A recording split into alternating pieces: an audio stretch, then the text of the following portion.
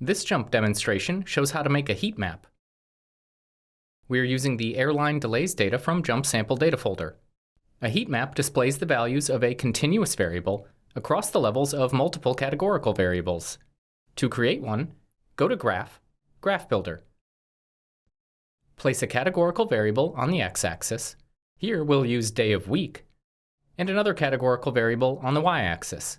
Here we'll use month. Then, ensure that the heat map icon is selected in the palette at the top of the window. With categorical variables on both the x and y axes, the heat map icon is selected by default.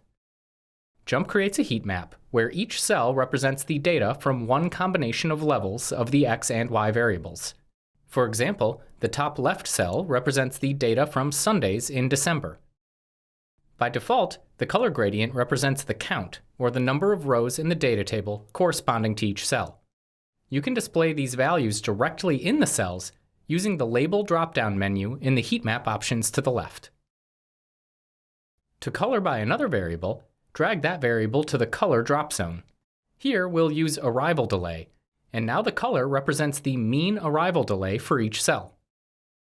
You can incorporate additional variables into the heat map by using Graph Builder's remaining drop zones. For example, adding airline to the wrap drop zone creates a trellis plot of heat maps, with one for each airline.